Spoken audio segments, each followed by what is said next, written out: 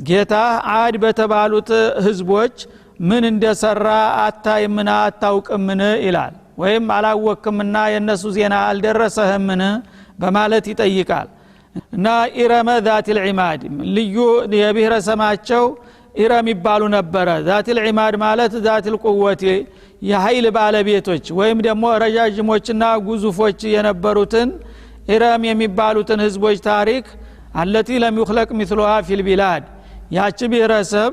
ቢጤዋ በማንኛውም ሀገር ያልተፈጠረ የሆነች ልዩ የሆነች ብሔረሰብ ነበረች ወይም ደግሞ لم يخلق مثلها ማለት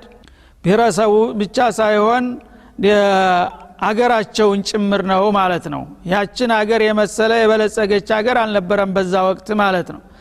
እሷን ማናለብኝ እያለች ስትንቀባረር እንዴት እንዲያደቀቃት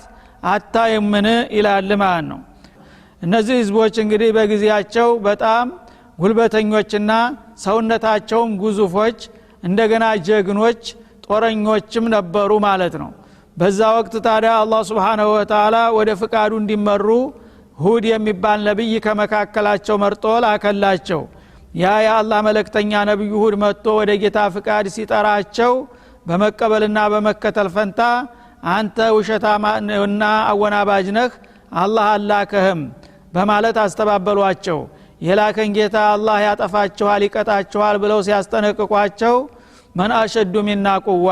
ከኛ የበለጠ ኃይለኛ ማን ኑሮ ነው በማን የምታስፈራራው የፈለገው ነገር ይምጣ እኛ ከአቋማችን ፍንክቻ እንልም በማለት በማጋራትና በኩፍር ተግባራቸው ቀጠሉበት ማለት ነው ያኔ አላህ Subhanahu Wa Ta'ala በሌሎች ምዕራፎች ዝርዝሩን እንዲያስቀምጠው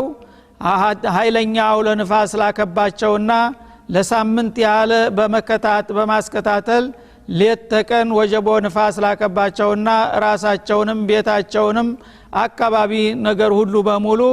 የሚያፈላልስና የሚያመሳቅል የሆነ አደጋ ወረደባቸው ማለት ነው እና የነዛን ሰዎች ጥፋት በህሊና አይነ ተመልከት ታሪክ ሰሌዳ ማለቱ ነው